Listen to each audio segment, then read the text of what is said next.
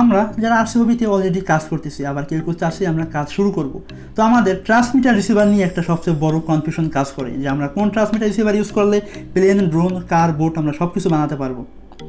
তো আমি আপনাদের বিভিন্ন সময় 6 চ্যানেল 4 চ্যানেল বিভিন্ন ট্রান্সমিটার আপনাদের দেখিয়ে থাকি।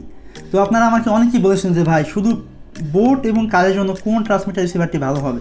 তো আজকের এই ভিডিওতে আমি আপনাদের দেখানোর চেষ্টা করব আপনারা কোন ট্রান্সমিটারটা ইউজ করলে বোট এবং কার খুব সুন্দরভাবে বানাতে পারবেন এবং খুব সুন্দরভাবে কন্ট্রোল করতে পারবেন। তো যাদের শখ শুধু বোট এবং কার বানানো, শুধু তাদের জন্য আজকে এই ভিডিওটা হবে, কারণ এই ট্রান্সমিটার দিয়ে আপনারা ড্রোন বা প্লেন ফ্লাই করতে পারবেন না। তো আপনারা এখন যে ট্রান্সমিটারটি দেখতে পাচ্ছেন এটির মডেল হলো ফ্লাই স্কাই FS GT2। এই মডেলটিকে বলা হয় পিস্তল রিমোট। তো এই রিমোটের একটা ফিচার্স হলো এটি দেখতে অনেকটা পিস্তলের মতো বা গুলির মতো, এবং এর সাথে রয়েছে একটা হুইল যেটি দিয়ে আপনারা আপনাদের বোট বা কারকে ডানে বামে কন্ট্রোল করবেন।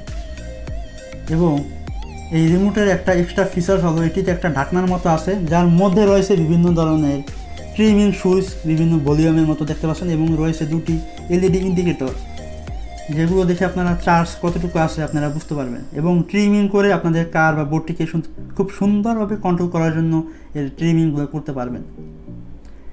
এবং এই ট্রান্সমিটারের অন্য যে ফিচার্স হলো সেটা হলো এটিতে 8টি AA সাইজের ব্যাটারি লাগবে, এবং এর ভোল্টের সোর্স হলো 12 ভোল্ট। 12 ভোল্টের ব্যাটারি আমরা যদি এখানে সরাসরি কেউ চাই ইউজ করতে পারবো, তবে সেটা ইউজ করা ঠিক হবে না। এখানে দেওয়া রয়েছে AA সাইজের 1.5 ভোল্টের 8টি ব্যাটারি ইউজ করা। আপনারা চাইলে কেউ বাক মডিউল বা বুস্ট মডিউল ইউজ করে আপনারা এটিকে ইউজ করতে পারবেন। এবং এর সাথে রয়েছে একটা 3 চ্যানেলের রিসিভার। আমাদের ট্রান্সমিটারটা হলো 2 চ্যানেল, বাট আমাদের রিসিভারটা হলো 3 চ্যানেলের, যেখানে আপনারা এক্সট্রা সার্ভো ইউজ করতে পারবেন। এবং এর সাথে রয়েছে একটা বাইন্ডিং পিন যেটি আপনার ট্রান্সমিটার রিসিভার বাইন্ডিং করার জন্য খুবই জরুরি।